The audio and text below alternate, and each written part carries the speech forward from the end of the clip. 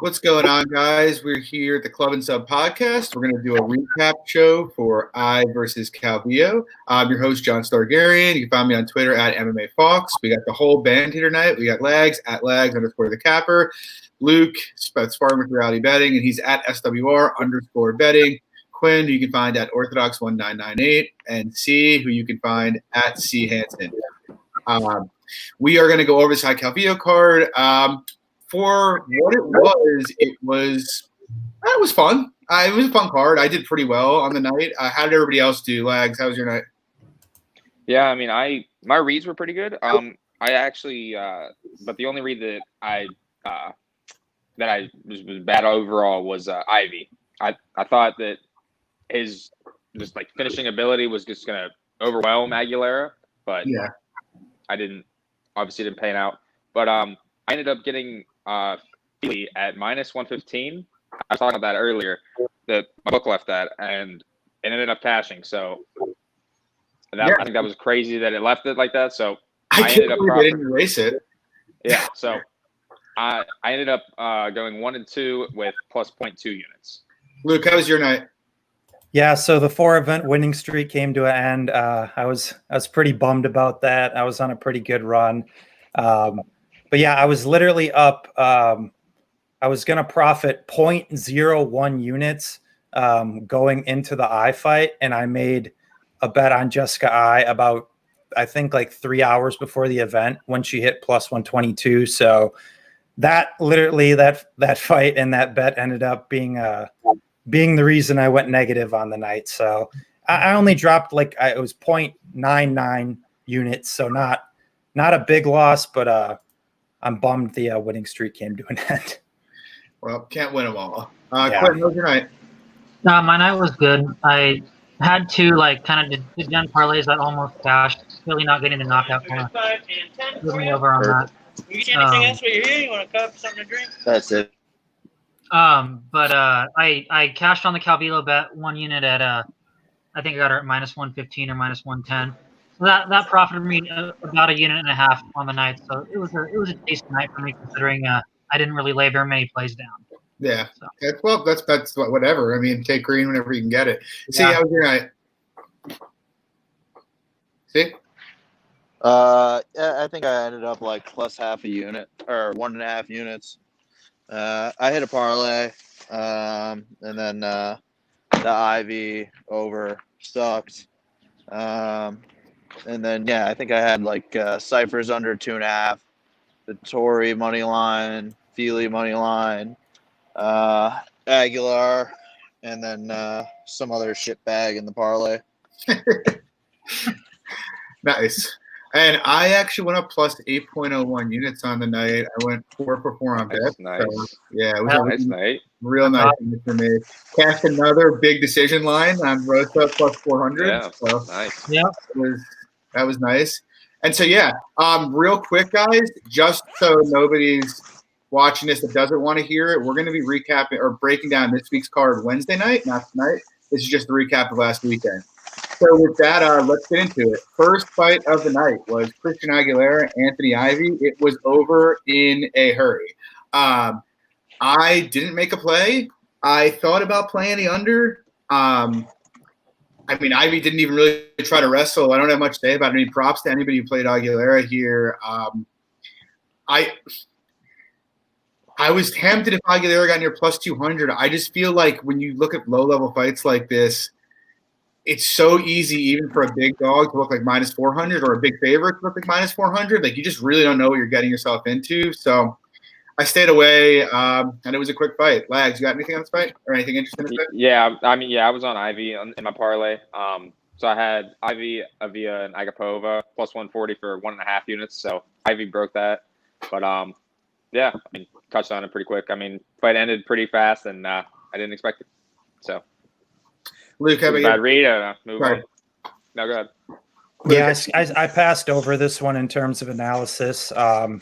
Like I said, don't usually do it too often. But yeah, to your point, John, in terms of these lower level fights, debutantes, it's probably better just to look to the dog. I mean, that sounds stupid hindsight 2020 necessarily, but yeah, I think you make a lot of good points. And then I learned during the broadcast that this Aguilera guy was a hockey goon too. So I'm kind of pissed I didn't give the guy a bit more of a look. I always like betting the hockey goons, the old Scott Holtzmans, the Steve Bosses, some of those gritty, tough hockey dudes, can really mix it up. So yeah, a little bummed I got a little lazy on this one, but yeah, it was a fun fight for while it lasted, I guess. Quinn, how about you? Any opinion here? I didn't even watch the fight. Oh, that's right. I was out and about, but I had said on the pod, probably go for the dog. Two debuting fighters who you don't know much about. Probably kind of crazy that he was plus 180 going into the fight. So good for Aguilar for getting the underdog win. Yeah, agreed. See, any opinion here? Yeah, unfortunately, I had the over 1.5. I also played Ivy like round 3 sub, even though I'm not like I was like big on Ivy or anything. I played Aguilar and parlay. Yeah, I mean, outside of it like ending quickly, like I wasn't really like too surprised. If somebody was gonna knock someone out, it was gonna be Christian. Ivy's kind of got pillow hands, but yeah, it is what it is. Shitty fight. Ivy's fucking pussy. Yeah, I agreed. Yeah, I'll second that. Yeah. The best part about Ivy is his nickname. That's it. That guy's going to be out of the UFC real quick. So we move on to second fight of the night. A couple of us had plays here. It was Tyson Nam, Zaruk Adashev. Luke, you tipped this on Z's podcast, so I'll throw it to you first. What do you anything to say about it? Yeah, originally wasn't a fight I was looking to target, as Nam was originally scheduled to face Ryan Benoit. I did not like him in that spot, but this new kid came in. Largely, I just was unimpressed with him. I felt like, I even tweeted out right before the fight, I just felt like Nam would kind of give the kid a vet lesson. We talked about it on the pod last week that the guy just kind of wings big shots. He's defensively flawed. So, I mean, I don't want to say I was expecting a knockout with 30 seconds into the fight necessarily, but in terms of him outstriking him, that was by no means a shock to me. So, yeah, I had one unit on Tyson Nam at minus 120, so I'm happy with a nice little small play there. It was probably one of my better reads of the night. Yeah, agreed. Actually, I actually looked at it a lot closer after you spoke with Z about it, so the big thank you there. Quinn, do you have anything on this fight? Any opinion on the fight? No, good for Nam for getting the win. I mean, I was kind of shocked that people were max betting and laying actual units on this debuting UFC fighter that was like barely beat an 0-1 and 0-2 fighter before entering the UFC. I mean, I don't know why you would put like 5 units on that guy coming in, but to each their own. Stoked for Nam. It was a nice knockout for him. I'm not too particularly fond of Nam, so that's why I didn't play him at all. But that was a good read, Luke. Good play. I'm not really sure what's next for him, but he's staying in the UFC, so good for him. See, any opinion there? Yeah, no, I mean, yeah, like we kind of said, guy just throws kind of loopy, wide hook shots. Doesn't really have a jab or anything. I was kind of just like holding out on Nam because, like, obviously, like the condition for Nam is just like he just doesn't throw his hands. And fight lasted 20 seconds. And he was outlanded like 5-1. Not like it matters, but just like kind of figured like if it was to go like the distance, like Nam was probably just gonna get like out volumed. But yeah, I mean, before the fight, I saw like Nam was like plus 550 for a knockout. I was like, fuck, maybe I should take this, but Ivy made me depressed, so I just passed. Lags, how about you? I mean, basically what Quinn said summed it up. I don't know how people were laying a ton of money on this new guy coming in, only 4 fights previously. So, I mean, I stayed off the Nam side just because, similar to what C said, that Nam doesn't throw his hands a lot. So if it went to decision, that I thought it was going to be close. So it's pass for me, but good job cashing. Yeah, like I had 1.25 units on Nam to win 1. Like I said before we went live, well, first thing that made me actually look at it was Luke. And then the second thing, I was writing on my write-up this week, and I was writing this fight-up, and the more I wrote and I was looking at what I was writing, it's just like, if I'm going to fade Sean O'Malley against Eddie Wineland, I feel like I have to fade Zaruk Adeshev and evens against Tyson Nam. So that was my play. It was nice to cash. Luke, thanks for giving that out. That was very helpful. So that was a good fight. We moved on to another sub 30-second fight in Julia Vida and Gina Mazzani. I guess this was predictable. I thought Mazzani might make it interesting. She didn't. Blags, any opinion here?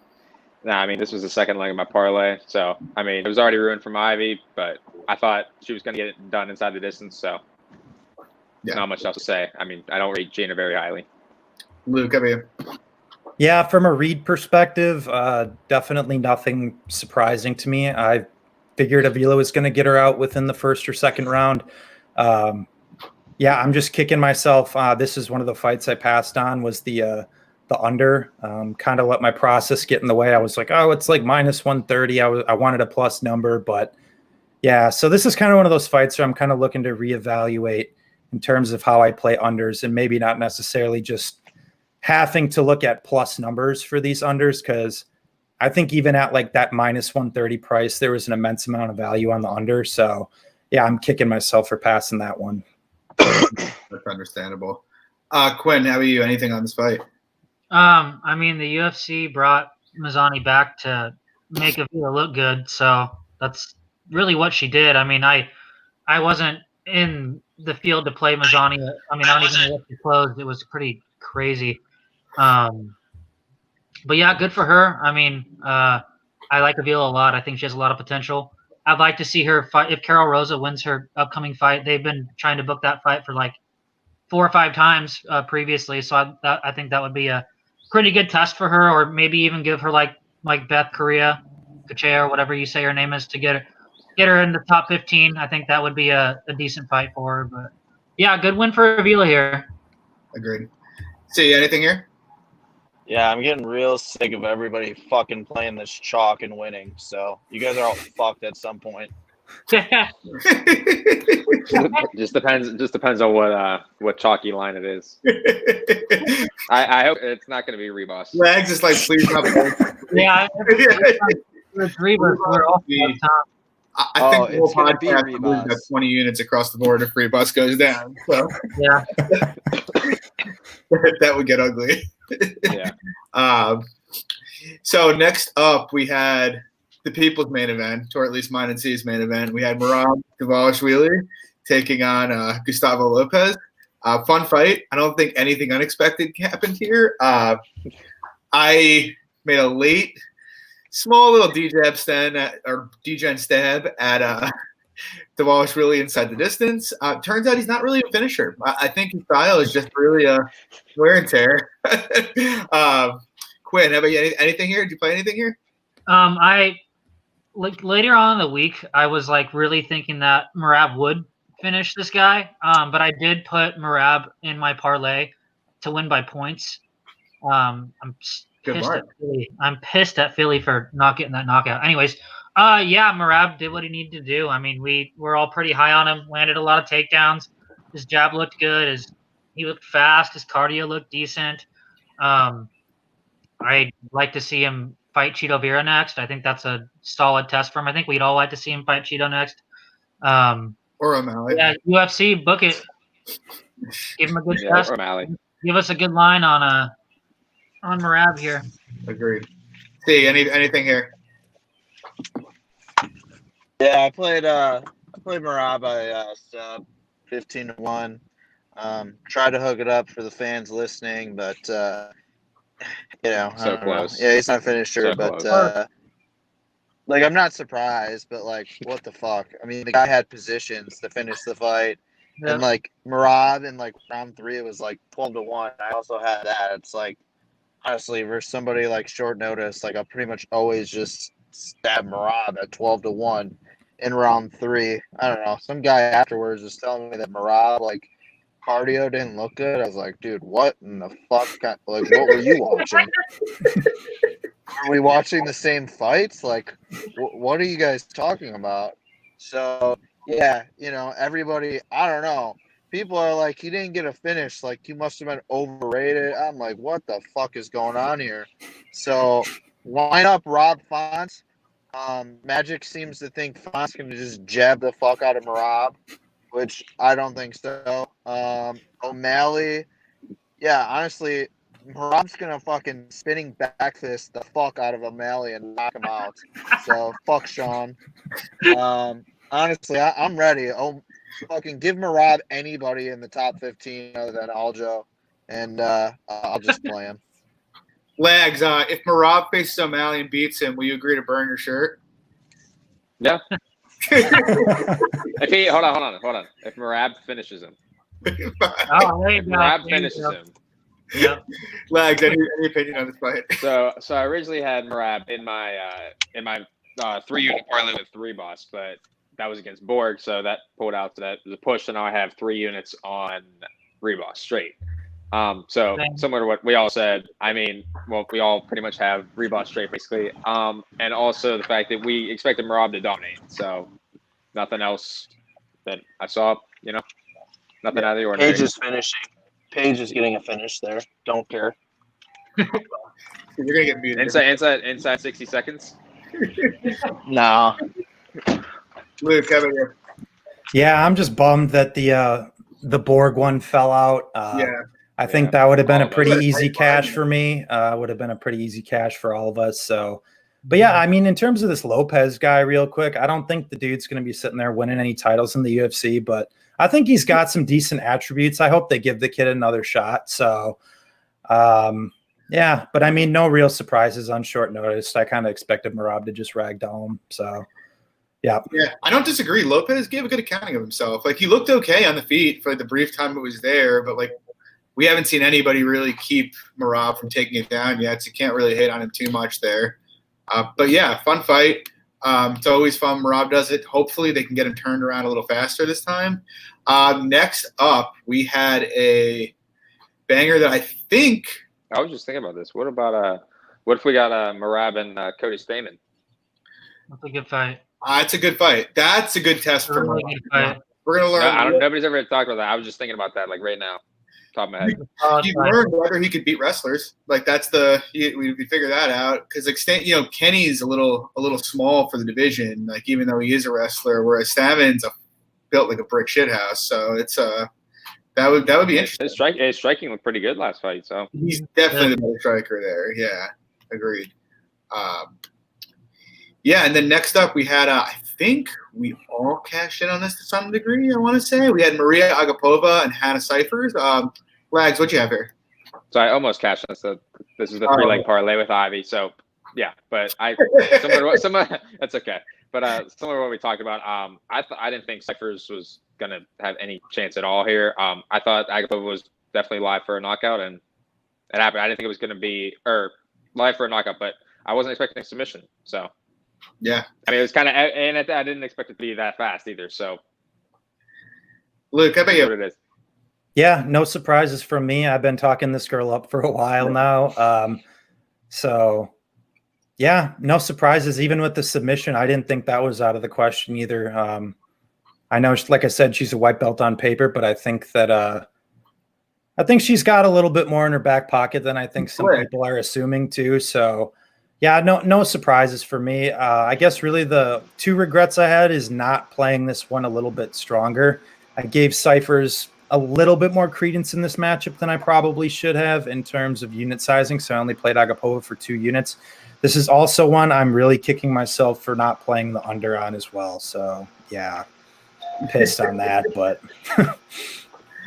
Quinn, did you have anything here? I had Agapova in one of my parlays. Thanks, Philly. Yeah, she looked really good. I mean, we all kind of expected that. I mean, none of us was running out of the window to play Cyphers here at all. I like that we were able to see Agapova's striking, and I like the fact that she was able to lock on that sub at the end. That really told us that she does have, an opportunistic submission game when she wants to use it. I hope that the UFC brings her up slow, though. I mean, she has some things that she needs to work on. So yeah, I just hope they bring her up slow, give her some opponents she can beat. because I think they can market this girl too. She's really young, so it's a good solid win for her. Great. See, did you have anything here? Yeah, I had her straight, and then I had the under 2.5. Yeah, no surprise. Cypher sucks. Yeah, she's probably done in the UFC, I imagine. She's too small. Yeah, I would think so. Yeah. Actually, I was reading something. She just signed a new 4-fight deal. Holy way. fuck! Who is Well, offering contracts? She probably did them a big favor with this. I'm guessing it was one of the you scratch our backs, we'll scratch your back type of deals here. She's making like 40K a fight, isn't she? I mean, I don't know what she's. Not I don't bad. know. With like, She it's might not, have a it's not big bad. following. She's on like what, a 4-fight losing streak. I know she's been Yeah. finished 3 fights in a row. Yeah. That I know. She's making more money than some of those fighters are. That's for sure. Making more than Marab. Yeah. No, Yeah. no. Yeah. No, she didn't make more than. No, she didn't make Basically, more. yeah. 40K base. Yeah, for 40K base. No, Marab made wait, 50. she got 40. Yeah, she got 40. Yeah, she got 40. 23-23. Yeah, so I had Agapova 3 units -180. Luke actually turned me on to her a couple weeks ago for her bet with Gato. I had a bigger bet there. But yeah, pretty much agree with what all of you say. I think she's the real deal. She's kind of in a weird spot with this division because, like, Luke, you and I talked about it a bit, like, last week. But, like, I think she can beat, like, multiple top 10 flyweights right now, which is kind of, on the one hand, it's great because she's 23 and can do that. On the other hand, when Valentina's looking for bodies to bury, it's kind of a bad thing because she's, they're going to, like, feed her someone like Jessica I in, like, 2 fights, and she's going to dismantle her, and then it's going to be right into a shot for Valentina that she's not even almost ready for. Feed her a couple more cans, let her work on her grappling. Like, that's probably the best way to go about it. But yeah, and then real quick too, John. Like like you said, I hope they kind of bring her up slow. But I mean, just thinking about it, like, she's from Kazakhstan, and then Valentina's from like Kyrgyzstan, so they might be able to do like some massive fight in Europe or something at some point down the line. So that could be a big money fight. Now, is she even remotely ready for that in any time in the near future? Probably not. I hope that's nowhere near the horizon. But just with some of those marketing tactics, I could see that being on pace within the next 3 years. So yeah, I think I'd take her like tomorrow over I. Well, yeah. Yeah, I probably would. Yeah. Agreed. Yeah. Seriously, that's the. I mean, would anybody take Antonina over her? Right now. Right. I got like no. Antonina just fought the number 2 ranked 125er there and was a favorite, and we're saying that we would all take Agapova over her. Like, it's a weird division. They need bodies badly. Right. Maybe she moves up to 135 after Nunes is gone. That might almost make more sense, to be honest. But because she's a big girl, that division's trash. 5'7", like 73. She's fought at 135 before too. Yeah, I mean, she could definitely fill out well there. They need an atomweight division, like they really do. Agreed. I think there's plenty of fighters that could do really well there. They've got like 5 fighters that would make it the second best division pretty much immediately. To be honest, better than 145 and 135. Fuck and 125. And 125. Yeah, it's a joke. 125. Yeah, it's just Valentina. So anyway, we move on to Jordan Espinosa, Mark De La Rosa. This is kind of funny because, Luke, I think you said in the group chat about, I want to say like 10 days ago, that you were pretty certain you were going to play Espinosa and then came off of it. But he put not to rub salt. Story of this card, bro. Just the story of this card. But he put on a dominant performance here. Luke, I'll let you take that away. Yeah, so like I said, I was originally considering a play on Espinosa, but after doing tape and obviously my analysis ended up being wrong, I did pick Espinosa, but I definitely didn't see it as being as dominant of a performance, mainly because I felt Espinosa is one of these guys who's just going to play that outside game and not like he really, really let his hands go a lot more than I think we've seen from him historically. And so in terms of like optics, I figured Mark would be the guy going forward who'd be throwing a little bit more. So I thought Mark might be able to mix it up in the pocket and get into some of those gritty exchanges and make it a little bit more of a difficult fight than it was. So yeah, I mean, I was pretty off here in terms of how, at least I think it's fair to say Espinoza looked at least like a minus 300 here. So there was obviously value. I think if there was like one guy that you could clearly say had an immense amount of value that I didn't see a lot of people on, it was Jordan Espinoza on this card. So agreed. Anybody else have a play on him here? Did anybody have a play on him here? Quinn, do you have any thoughts on this fight? Yeah, Espinoza, he looked good. He looked fast. He was way faster, way bigger than De La Rosa. Like De La Rosa, he's just too small. He has no muscle. He had, he tried to wrestle, had no way to get the fight to the mat. He had nothing on the feet for Espinoza at all. Like Espinoza looked really good. Granted, I'm not running to the window to play Espinoza anytime soon. I mean, I thought he still showed like pretty strange fight IQ in the third round. Grappling, trying to grapple with him with like 2 minutes left in the fight, or De La Rosa's only path to victory, in my opinion, was like to get a sub, and Espinoza should have just stayed on the outside and not gave him that chance, but he did. So in my opinion, like he still has some fight IQ issues to work through. That's just my critique on him. Otherwise, he fought really well. Yeah, for sure. I agree with you completely. Actually, De La Rosa is probably going to get cut now. I mean, I don't really see anyone that he can beat. Honestly, like he's just way too small. So, C, did you have any opinion here? So one, I didn't see any, like you said, Luke. I didn't really see any. Normally, people after like a fight like tweet something about like their bet catching, but I didn't really have anybody who was on Espinoza. No, I don't really know see anybody him. who was on him. Two, I would fucking sprint as fast as I could if it was Espinoza versus Royval to get a bet in. I would literally be booking it. That's probably the type of fight we get next. yeah, That sounds about right. Yeah, good. I'll take him. I'd take Rosa too versus him, but that's just me. And then my last comment on this is I went to Dairy Queen just now, and they have you guys ever had animal cookies, the flavored ones, like the pink ones? Yeah, They I know have they a have a blizzard blizzard. now. Yeah. Yeah, they have a blizzard like it. It's fucking unbelievable. That sounds amazing. Anyway, that does sound good. I actually went to Dairy Queen on Sunday, but yeah. So I don't know. I agree. Espinosa looked amazing. He looked about a minus 300.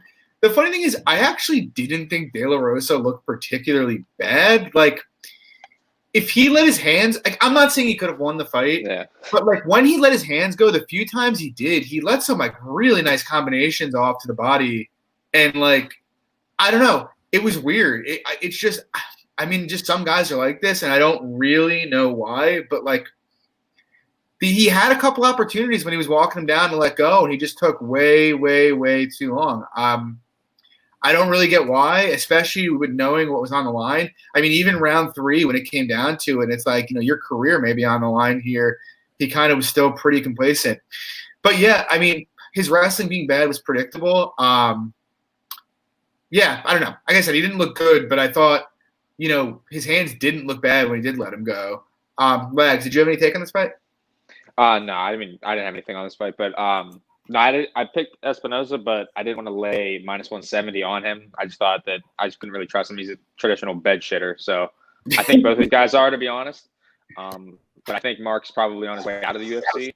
I didn't really see much in that fight to make me say that he should get more fights. Agreed. So, but yeah, similar to what we said, the takedown defense or the takedowns of De La Rosa are just not impressive, and Espinoza rolled to a decision.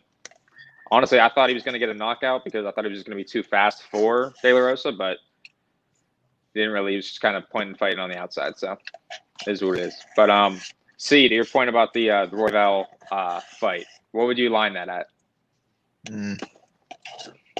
I don't know. I'd take anybody versus Royval. Espinoza, Royval. 15. I'm saying Espinoza, Royval. Oh, Espinoza, probably like 75%. wow. I mean, I don't think that's crazy, to be honest with you. I mean, probably that's yeah. I mean, but maybe like minus 230. Like, Can you really line Royval as a favorite in that fight? He's probably not getting that fight down, and he's probably going to get picked apart on the feet. Like that's exactly. You can't win minutes. Yeah, I don't really disagree with that. But yeah, and then we move on to a fight that I guess was somewhat controversial. I didn't really think so. I don't know if anybody else thought so here, but it was Andre Fili, Charles Jourdain. We've talked about this privately, but I personally, I've seen people who bet Jourdain say, oh, it was a good bet. And people who bet, I saw people max bet Fili and talk about it being a good bet. And frankly, I think, the minus 230 is about right. Like the reason I stayed away from Fili was I didn't trust Fili's IQ to wrestle in this spot. And sure enough, he almost got knocked out in the first round. But I think you saw the last two rounds though that basically Fili, if he wanted it, had like a minus 400 to 500 win path, and that basically was the difference in the fight. So it's like, yeah, Fili's got bad fight IQ, and Jourdain's a good finisher, which you have to like keep in mind. But when one guy can't defend takedowns and the other guy's pretty good at securing them, it's impossible for me to say they should be better than like minus plus 200. I just can't say that that's value, and I can't say that Fili, who almost gave the fight away in the opening minutes because he didn't take the path of least resistance value either. So, I mean, that's just my take. I thought it was a pretty clear 29-28. So, yeah, let's go around. Everybody tell me if you think the decision was controversial, and if not, like what your thoughts on the fight are. Flags, how about you? Personally, I had a 29-28 Fili. There's no way you can call it robbery, I think, any way for Jourdain. But so we touched on it earlier. I had 2 units on Fili minus 115 when the book dropped it down there. Originally, like we talked about, like you were touched on, minus 240. I thought it was a little crazy for Fili. I expected violence in this fight. I leaned the under 2.5 early in the week. Never played it. So that's what steered me away. So I mean, we saw in the first round he got dropped. So, but minus 115, I saw a lot of value on that line. So yeah. I took that. So glad it cashed. Did they pay it? Yeah, they paid it. Yeah, they paid it. Yep. Luke, how about you? Insane. Yeah, so I had it 29-28 for Fili as well, but I guess I did put out a tweet the night of that I thought that. So I guess we'll disagree here. I did say that I think Charles Jourdain was the value side here, and my only point. Well, I guess I have a few points to make based on the fact that Fili did choose to wrestle, but I still feel like even in the latter part of that fight, it took him at least a couple minutes to get. I'd have to go back and watch it, but from what I remember, he still kind of traded with him the first minute or 2 minutes of each of those rounds and then decided to wrestle. And I'm like, dude, what the fuck are you doing? So like, yes, I don't think there was any controversy in terms of the decision. Like I said, I had it 29-28 Fili pretty clearly, but I mean, Jourdain like around like plus 200 or so, I think given just that I think there were still some IQ questions there from Andre Fili. I think that was probably the value side. And then real quick too, in terms of the numbers, Charles Jourdain actually outlanded Andre Fili. Yeah. So.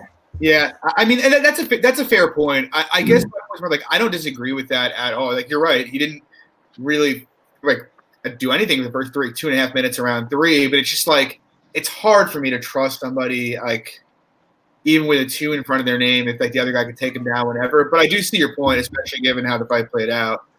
Quinn, what's your take here? How'd you have this scored? I definitely had it Fili 29-28. He definitely clearly won the last 2 rounds in my opinion. I did give the first round to Jourdain slightly based off of that knockdown that he had. I kind of guess I gave Fili's kickboxing too much credit. I thought he was going to knock Jourdain out. I thought that Jourdain's defensive liabilities would get the best of him, but he, it is what it is. Like Luke said, I mean, he made the fight way closer than he needed to be. I mean, he should have been wrestling more, honestly. Yeah. So that's definitely something to consider when you're going to play Fili in the future. And like me personally, I wasn't at all even looking at playing Jourdain. I mean, when you have someone that is, has the grappling edge like Fili does, like in my opinion, like I like betting fighters that have a path to victory on the mat, and Fili definitely had that. I just wish that he would have used it a lot more often. So we'll see how that fight IQ plays into the future. But yeah, it was a good fight. It probably won't play well for him. That's Yeah.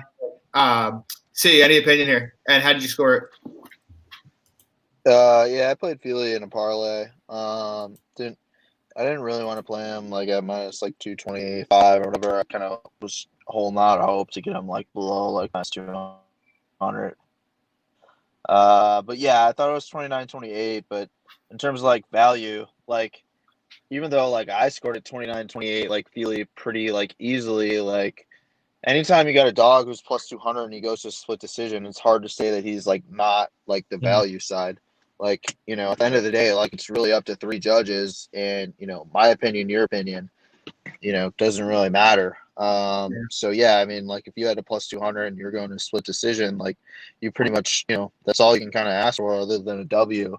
I do think though that if Feely didn't get a takedown and round 1, like there might be an argument that it's like a 10-8 and that fight ends in a draw.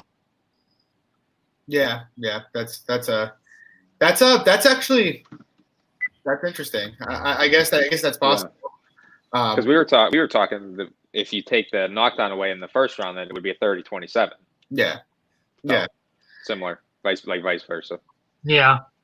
Yeah, I don't know. Yeah, I mean, everybody makes good don't know. points. Like, I guess I can say this: if I bet Jourdain, I'd probably be saying that was the value side, like almost certainly. Agreed. Yeah. Publicly and saying I lost the split decision. It was definitely value. I guess I don't know. After I'm pretty sure I went 2-13 on tracked plays last year on split decisions in 2019. So I literally counted this like fairly recently. I'm hesitant to ever take them too seriously, but no, I see all your points. I can see the angle for Jourdain being value. Good fight. I think it mostly lived up to what we expected. Next up, we had Charles Rosa, Kevin Aguilar, and I actually cashed a plus 400 here on Rosa decision. I didn't expect Rosa to win. Like I cashed Aguilar as a fight favorite, but I thought it would be a really, really, really close fight. I didn't think Aguilar would be able to cut off. I just don't think he does a very good job of cutting off the cage and pressuring. So I thought Rosa had a chance to kind of do what he did against Burgos and Bochniak and just kind of move on the outside and maybe, you know, just frustrate him. Didn't give him much chance to land takedowns or really any chance to knock him out. So in a fight where I gave him like a 40 to 45% chance, getting him a plus 400 just seemed like it was worth a stab. And yeah, it worked out. I mean, he won a split. I thought it was the right decision, but you know, obviously all of those rounds were extremely close. Lags, did you have anything here? Any opinion? No, I had nothing here. I leaned Aguilar to win the fight, but I like similar to what you said. All the rounds were really close. I mean, it was just a super close fight all around. So I mean, if you had the dog, I think there was value there. Yeah. Luke, how about you? Yeah, so I had 2 units on Kevin Aguilar here. I did score the fight 29-28 Rosa, so no robbery or anything for me here. I will fully own up to this. It was not a good bet. But what I will say is I think Kevin Aguilar looked like absolute shit in there. He looked in terrible shape.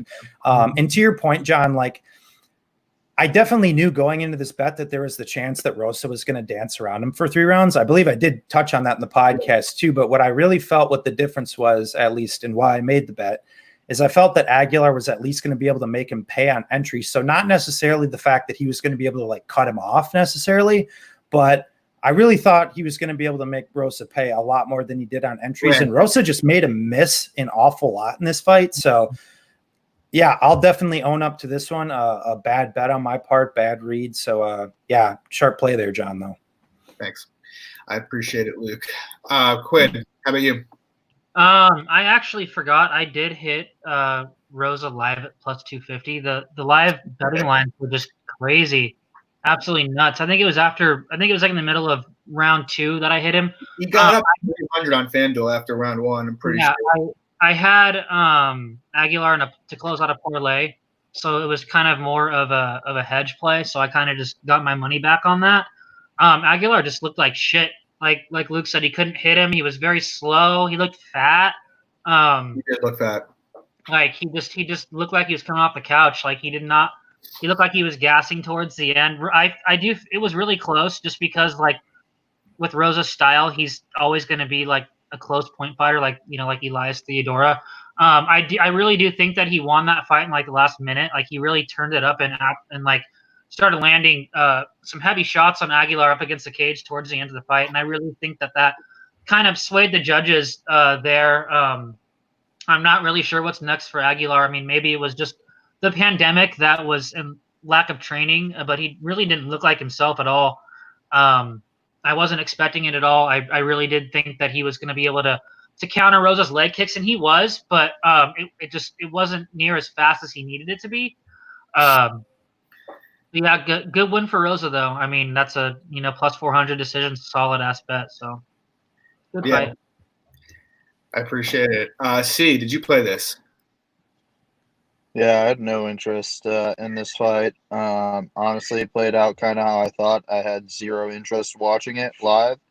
So yeah, I thought the fight was like in slow motion for most of the time, or at least like Kevin Aguilar was like a little bit moving slow. I was like, man, dude, that 1.5x, if I could just speed this up, make it a hell of a lot more interesting. Yeah, and also, I just want to address this. There's some before you go into this. There's some people in the chat wondering why I don't have a fucking desk. I just don't. Okay, fucking eventually maybe I'll get a desk if you guys really need me to have a desk. But all the comments all the time are why is C not at a desk? We'll start a GoFundMe. We'll start a Lambo parlay. Where are you seeing some of these comments? We'll desk parlay.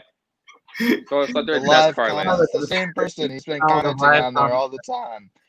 It's like, C, why are you always in a different location? Get a desk. Hey, that's part of that's C's shtick, man. We're getting C brings it all. But to your Luke and Quinn, to both of your points, like it did somewhat play out how I expected, but Luke, you especially touched on this. Like, I really, really thought Rosa would hurt him in the pocket if it did get in there. I thought we were just going to see Aguilar literally do the Elias thing. I didn't think he'd win pocket exchanges at all. Rosa, I mean. So that was surprising. Yeah, I mean, Aguilar didn't look good. I didn't think Rosa looked particularly good, to be honest. He just landed a little bit more. And then we move on to the co-main event of the evening, which probably should have been the main event. It was Marvin Vettori, Carl Roberson. Did you guys know? I'm looking at this now. Vettori landed 45 significant strikes in that fight. That's he did a lot of little like tapping when he was on top. Pretty interesting. They credited that. I guess someone at Fight Metric probably had him in DraftKings. Yeah. But yeah, I had 2.5 units Vettori here. I had him because FanDuel dropped the line 30 cents lower than every other book, so I picked him up minus 178, which was pretty nice. He was parlayed with Merab, and then obviously the Borg fight got pulled. But yeah, happy to cash it. I'll be honest. Got a bit dicey for a second there when Roberson got on his back. I didn't really expect Roberson to initiate the grappling at all. I kind of expected once he cleared himself from grappling positions, he'd separate, and he just didn't do that. I mean, I guess that's really becoming his thing at this point. Glover, Turman, and now this, which is I'm extremely happy that Vettori won, obviously. But like, I don't dislike Roberson, and like, I think he's talented, but the kid has got some serious fucking issues. Like, he needs to go to like a new gym or something because, I don't know, or maybe he needs like a sports psychologist because like it's getting insane at this point. The dude thinks he's like the Miyamaya and continues to get himself subbed and put in compromising positions for no reason at all. But yeah, I mean, that's what I have. Legs. How about you? Yeah, I mean, no play on it, but I definitely picked Vettori to win the fight, and I didn't expect a dominant performance like that. I thought it was going to be more of a decision, but I definitely think that he was live 4 finished. I know a lot of people played the under 2.5. I know it was like plus 180. But yeah, a great performance by him. I'd like to see him fight, higher competition now. So, agreed. Luke, how about you? Yeah, so I've been pretty vocal about this one since it's been booked a few times. Yeah, I was on the Carl Roberson side here. I didn't bet it, thank God. But one of my big points was in terms of Roberson, which is what I said he needed to do early, was get the respect of Vettori, which he just did not do. And then to your point as well, John, which we've also touched on the podcast last week, that the guy just has absolutely zero fight IQ. He had multiple chances to disengage within that fight and chose not to. Instead, chose to attack submissions and then falls off. And then we all saw what happened there. So, yeah. I mean, I guess bad read, a good no bet on my part, I guess. But yeah, this in terms of me giving, though, right? Because like it's like hard to say because like, but I mean, Roberson got himself out of a bad situation early, and we just never really, because his own idiocy got in the way, we never really got to see it play out at range. So I feel like it's almost one of those things. It's like you almost have to like throw it out the window if they were to ever fight again when you're like doing another analysis of it. I don't know. Yeah, so I guess real quick to just finishing up. Yeah, he's going to be a guy that's definitely on my shelf at least for the next year or two. I really just need to see some improvements or developments. Like you said, John, maybe he needs a different gym, sports psychologist, whatever it is. But yeah, the guy's clearly a head case. I still stand by what I said originally, though. I still think the guy does have some legit physical, solid, legitimate physical tools. And if he could just piece some stuff together and work on that mental side, I still think the guy can be a problem. But like I said, as of right now, he's on the shelf for me and probably looking to be honest, look to fade going forward, at least in the near future, given the right matchups. Yeah, agreed. Like I said, I don't think your analysis was necessarily bad, Luke. It's like it's so hard to really take too much out of something that happened that fast. Lags, were you going to say something? No, you're good. Go ahead. Quinn, how about you? I wish we would have gotten the original line on Vettori at like -170. That would have been really nice to hit. Vandal had it. Yeah. the best book, man. Yeah, no, I'll just scoot my ass to Colorado. The three of us are gonna get like banned in the next year. Like I'm gonna keep hitting it until it happens, but it's like I feel like it's coming. Like it's. C's gonna hit the $500,000 parlay. So with the fight, I didn't expect it to end that quickly. I did expect it to stay on the feet and go to a decision, but like I had touched on the pod, like Roberson's fight IQ is just it's fade city. Like I had no interest in playing him at all. I did think he had a path to victory if he would have defended the takedowns, kept it on the feet, and chopped out the leg and cut off the cage, but he obviously didn't do any of that. I had Vettori by sub at +500 in that long shot parlay. Thanks a lot, Philly. You screwed me out of 4 units profit.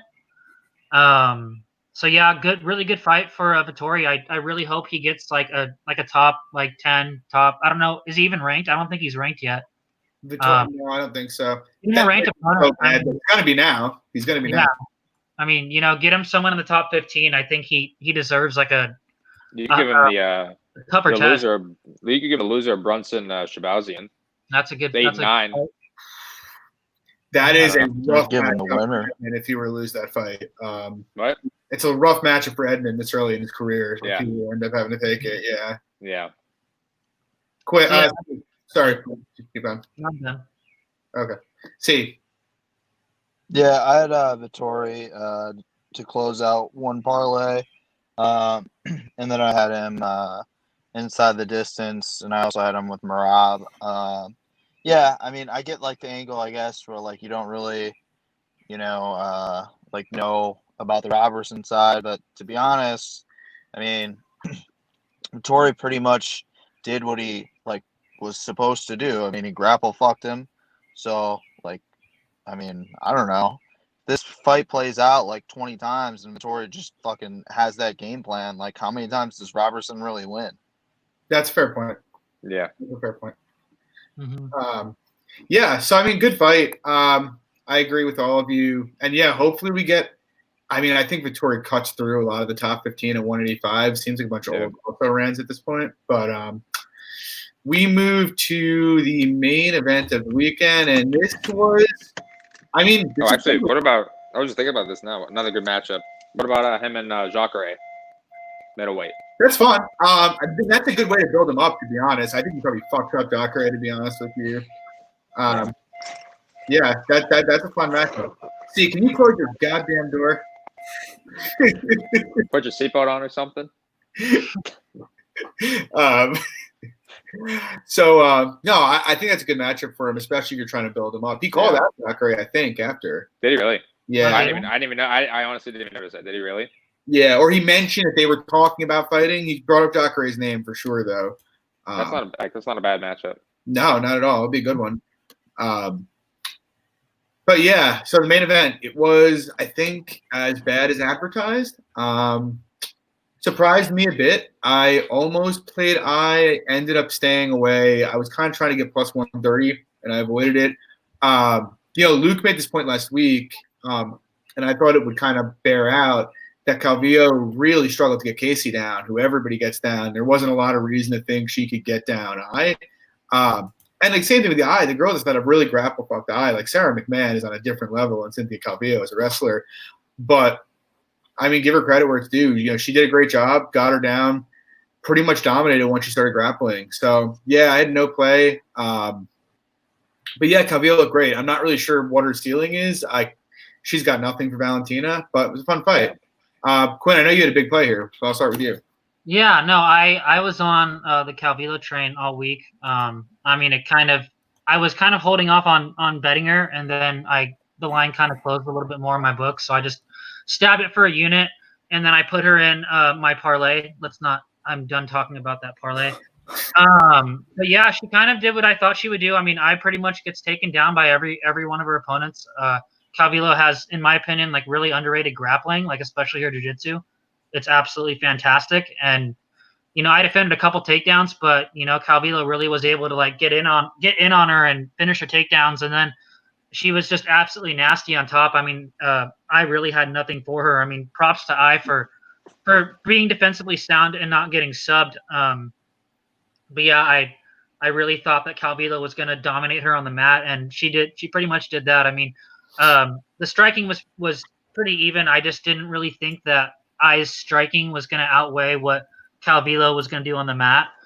So I was pretty happy with that. I saw on Twitter like an hour later that Chuk actually called her out. I think that's a really good fight for her. I mean, really good fight for both women. I think it's a fun fight all around. It'll be. Agreed. She's going to test Chuk's grappling for sure.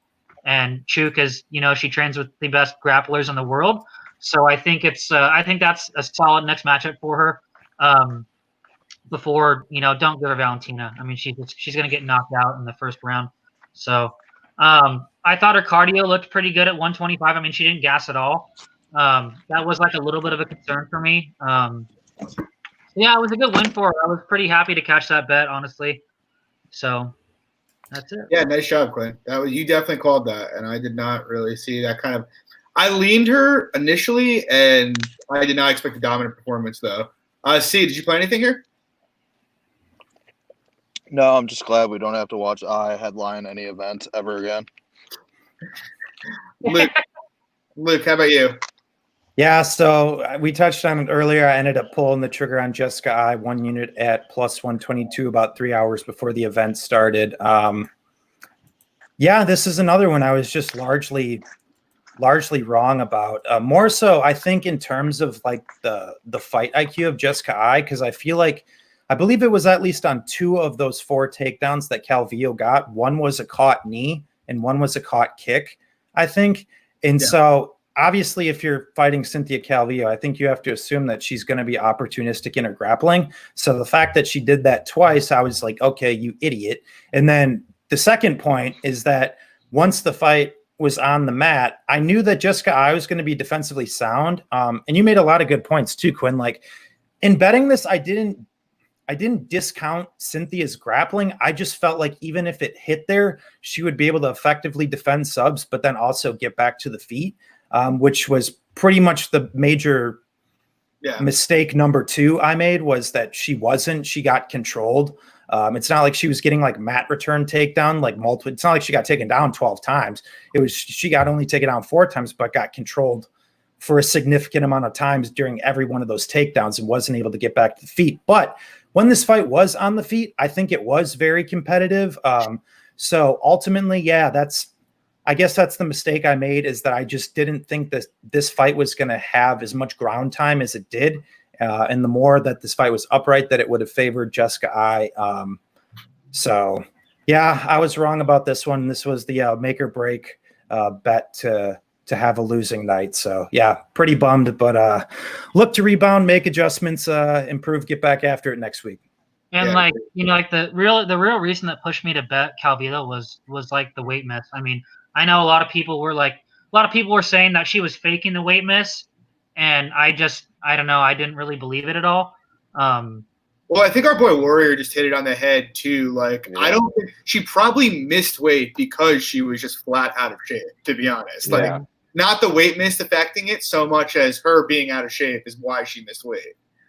She was training for that Submission Underground event for a month before, though. So I don't know. That's crazy. Yeah, no, she was. Yeah, well, you heard her though. I met you guys to get it. They do a promo, and she's like, "I woke my boyfriend and my trainer up every day at 10 o'clock to do it." Like, lady, we are all up before 10 o'clock every day. Yeah. Like, are you kidding? That was funny. I mean, Calvillo, like, it's interesting. Like, Calvillo called I out after the fight for using the towel. I mean, I guess her manager texted her like, "Oh, she's gonna miss by 3.5 pounds," and then she misses by 0.25. So that's some fucking shady shit. It was, especially for all the words she's had for people. Legs, what are your thoughts here? Yeah, so I leaned Calvillo all week. It was just a struggle for me to place a bet on the fight. So I leaned Calvillo by decision. I was talking about that earlier in the week. It was plus 200, but I could never pull the trigger on it just because I thought that she'd be able to maybe take Eye down and sub her. So I saw the sub was plus 440. So I never touched that either. But it was close to happening too. But I thought that Eye's defensively sound enough to not get herself in this situation. So I thought the decision line was probably the better bet, but I just ultimately stayed off because I thought it was a really close fight and people were on both sides. So I stayed off. Yeah, not a lot to add to that. Yes, sorry. That real quick. I would definitely take Chuk in that fight. I definitely think our grappling needs to be able to take the takedowns. Yeah. Interesting, really. I would light her up on the feet too, and like she's, in my opinion, she's probably the much better credentialed like grappler. Like I'm telling you, she trains with the Danahers, and I know. Did you see what? I mean, have you ever seen? Out easily, that's for sure. Have you seen what Cynthia did on top to Jillian Robertson though? The fight was from. I've watched all of Cynthia's fights. What was that? I've watched all of Cynthia's fights. Yeah, so I mean, I think. I'm not saying I'd have to tape the fight, but like I think she could be a problem for Chikagian, to be honest. Although, I mean, if she stayed standing, I mean, obviously you favor Chuk there. Mm-hmm. But anyway, yeah, I don't have much to add. So, couple house cleaning items. So that's what we've got for tonight. We're gonna be back Wednesday night. Quinn, we're doing 9 o'clock. Or we're doing 10:30 on Wednesday. 10:30. Okay, we're gonna be back at 10:30 p.m. Eastern time on Wednesday night. For the 10:30 Eastern. Yeah, 10:30 Eastern. Sorry. For our next episode. Yeah, it's we can do Friday. I mean, I'd rather not. I you guys midweek, to be honest. All that said, so I am doing breakdowns now every week over at clubandsub.com. You can also find the podcast there. I know Luke's got a busy writing schedule, but the rest of you fucking assholes, if you ever want to put anything out there, can put it up there too. Luke, you got a couple articles coming out this week. You want to shout them out real quick? Yeah, so I just launched my first article for the card last week on MMA Odds Breaker. It's the 3 Not For Me, the fights you should pass on. The title's pretty self-explanatory. I just lay out 3 fights why I feel like you should save your money and maybe look elsewhere. So yeah, that's up on every Wednesday before every UFC card, and then you can still find all my breakdowns, full card breakdowns where I give my picks, predictions, and betting tips on my site. That's swrmma.com as well. Yeah, and sure, clubandsub.com. That just launched last week. So, yeah, we'll see you guys Wednesday night. Hope you guys enjoyed, and we will be back to break down the whole card. It's going to be fun. I know Luke and I are head-to-head on one. It's going to be fun to argue about. So, maybe we'll be head-to-head on more. We'll see. Last thing, in case the line gets blown up before then, Piacota, Marc-Andre Barriault ends inside the distance. Play it, and thank me for your cash later. Hey, $500 giveaway is still ongoing until someone wins. Wow. What are we picking? What are we picking this week? It's going to be tied to a sub. I might even give you guys 2 opportunities. Bobby Green, Jim Miller. Stay tuned. We will have that. We'll have that promo on Wednesday. So yeah, we'll see you guys then. Thanks for joining us tonight, and thanks for joining me, guys. Take it easy.